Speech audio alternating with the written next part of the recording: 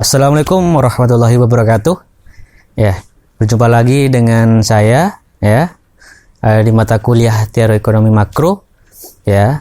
Jadi saya harap kalian semua sudah mengerjakan tugas yang saya beri kemarin terkait dengan perhitungan indeks harga konsumen yang sudah saya taruh di e-learning saya.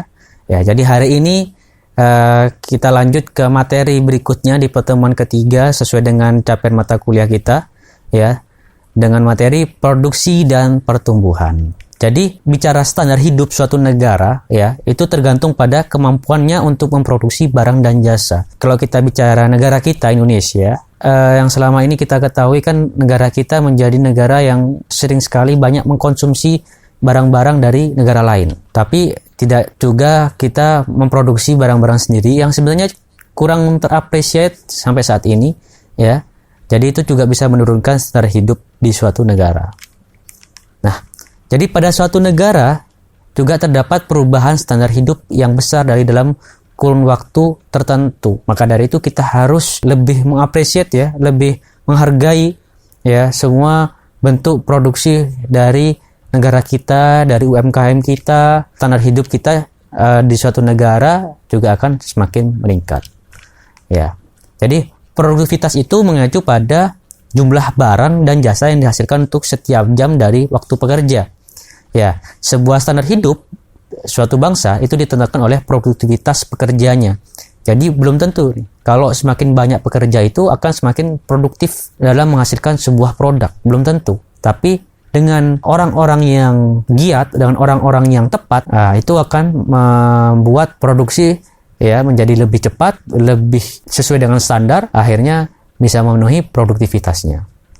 Nah, standar hidup nih yang diukur dengan PDB real per kapita itu bervariasi antara bangsa-bangsa. Namun produktivitas itu sebenarnya memainkan peran yang dalam menentukan standar hidup untuk semua negara di dunia.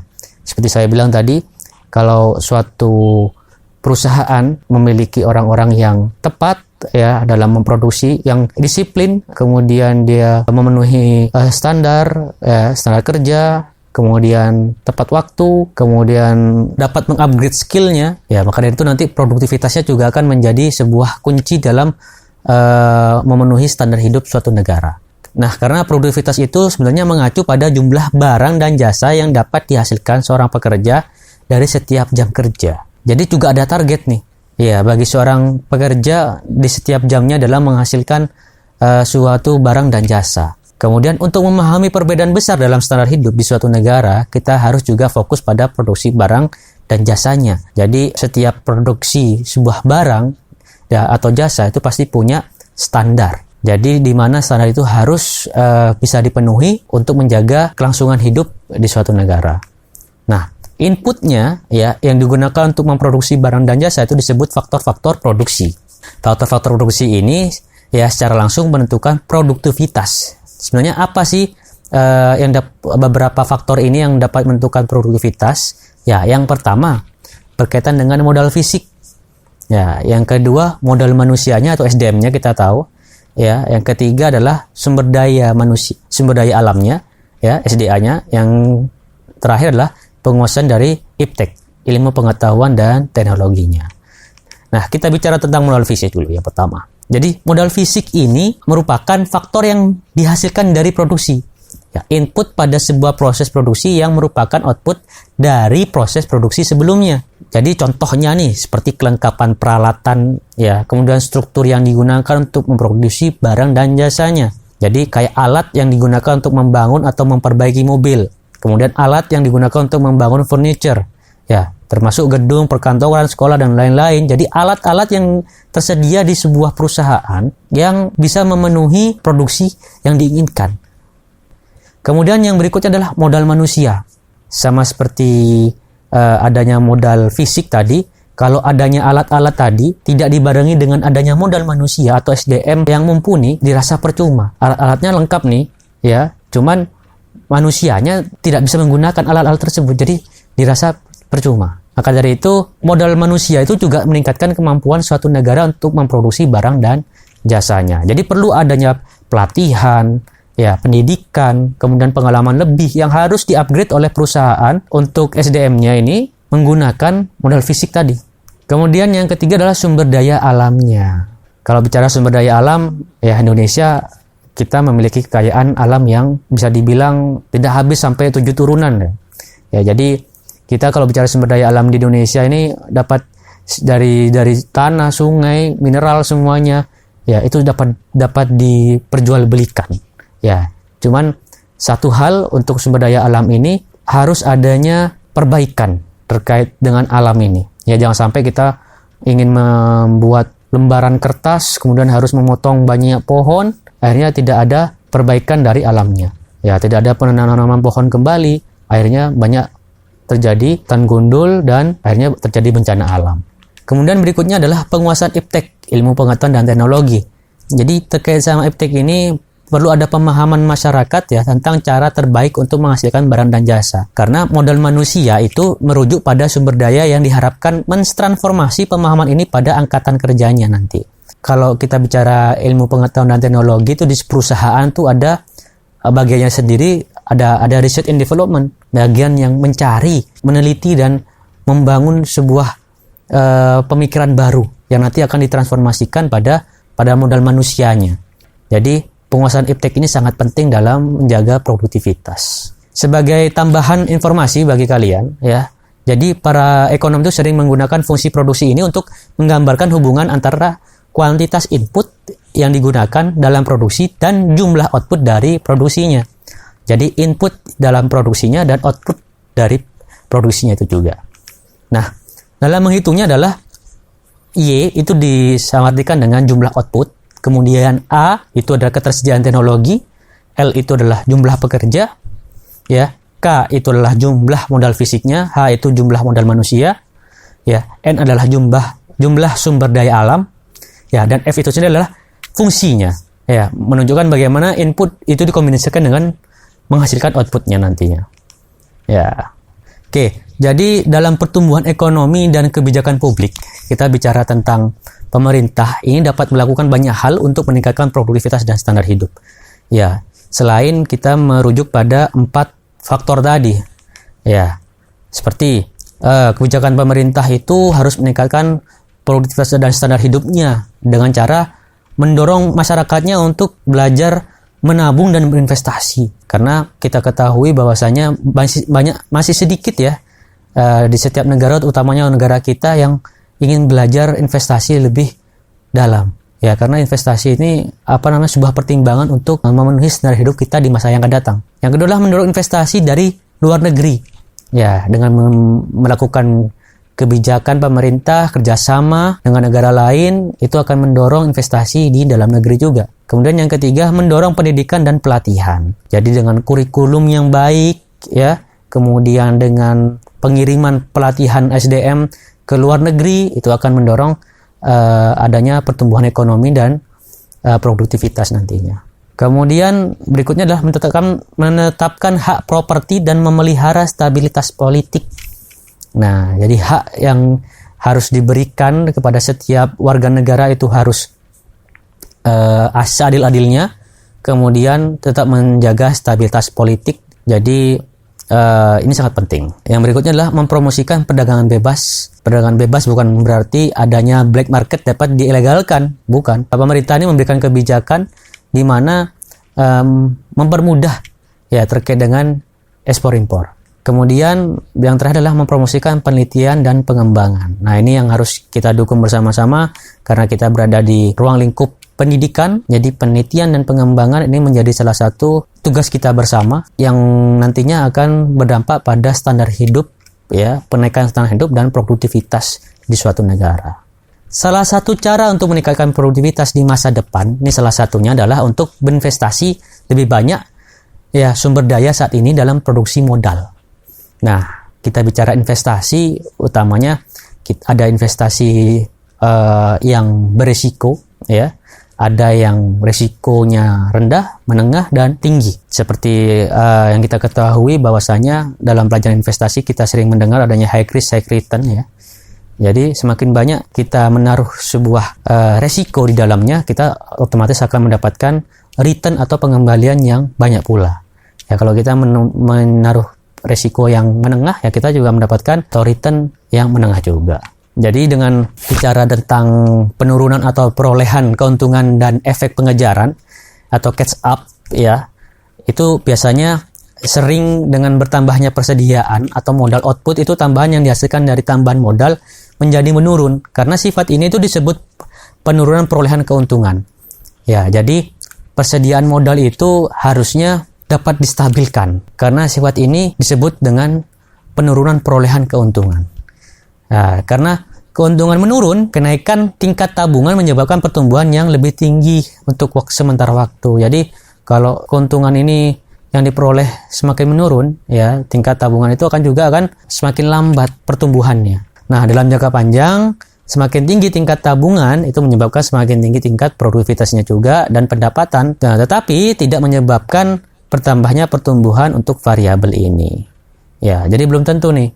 Dalam jangka panjang, ya tingkat tabungan itu semakin tinggi, itu dapat menyebabkan bertambahnya pertumbuhan untuk variabel produktivitas dan pendapatan. Karena kalau semakin banyak orang menabung tapi tidak memutar uangnya kembali, ya jadi secara produktivitas dan pendapatan itu masih belum dikatakan menjadi sebuah kekayaan yang dapat mengcover dia di masa depan, kalau hanya tujuannya adalah menabung saja. Jadi yang dikatakan efek pengejaran atau catch up efek itu adalah efek yang memampukan negara-negara yang pada mulanya miskin cenderung tumbuh lebih cepat daripada negara-negara yang pada mulanya memang kaya. Ya, jadi dengan adanya penurunan perolehan keuntungan, ya, dan efek pengejaran ini itu menggambarkan kepada kita, ya, bahwasanya negara itu gak akan selamanya yang miskin semakin miskin, tidak mungkin. Jadi akan semakin mengejar standar hidup dari negara-negara yang kaya, tergantung dari pengelolaan negaranya utamanya. Ada beberapa hal yang perlu kita ketahui dalam investasi, yang kaitannya dengan investasi dari luar negeri. Yang pertama, bicara tentang bentuknya, di mana ada beberapa bentuk. Yang pertama, investasi asing langsung, yaitu adalah investasi modal yang dimiliki dan dioperasikan oleh pihak asing. Ya, dari segi modal yang dimiliki dan dioperasikan oleh pihak asing. Jadi sepenuhnya dari pihak asing. Ada investasi asing portofolio.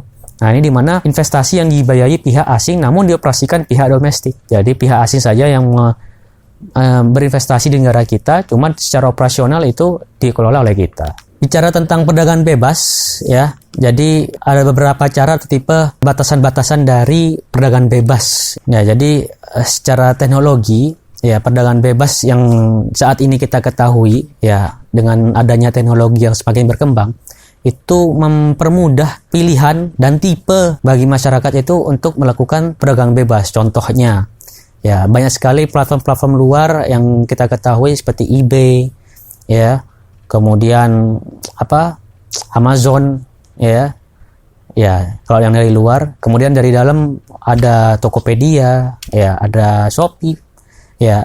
Jadi itu semakin berkembangnya teknologi itu menyebabkan perdagangan bebas itu semakin berkembang pesat.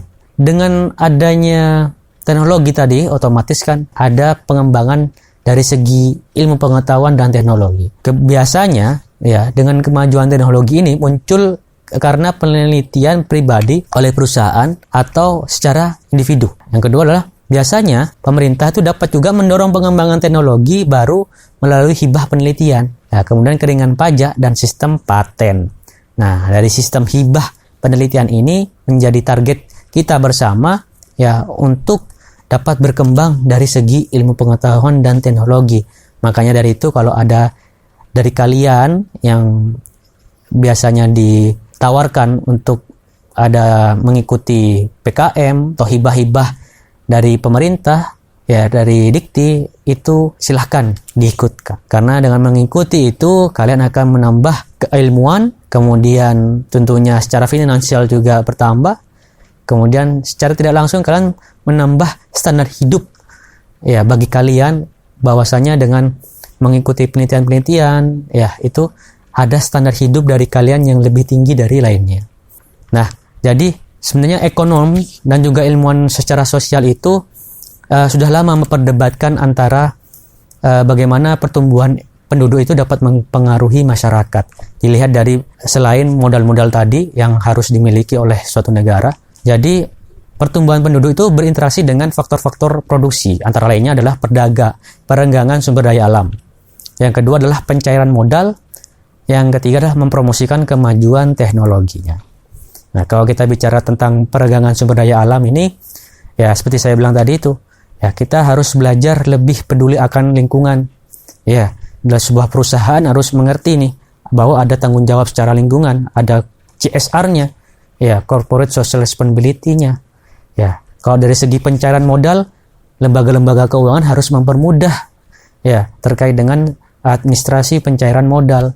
Ya, untuk pinjaman-pinjaman ya kepada individu ataupun pada perusahaan. Kemudian mempromosikan kemajuan teknologi di suatu negara. Jadi ini juga peran pemerintah sangat penting dalam melakukan promosi untuk kemajuan teknologi. Karena apa? Kemajuan teknologi ini hanya didasarkan oleh keinginan pribadi ya tanpa ada dukungan dari sebuah instansi atau lembaga pendidikan, maka secara individu itu kurang ada promosi di dalamnya dan tidak cepat dikenal oleh masyarakat. Ya, dampaknya akan tidak luas dan tidak menyeluruh. Nah, jadi sedikit rangkuman dari saya ini. Jadi seperti yang saya sampaikan di beberapa pertemuan, saya selalu memberikan rangkuman dari setiap materi saya. Jadi yang pertama adalah kemakmuran ekonomi yang diukur dengan PDB real per orang itu bervariasi secara substansial di seluruh negara.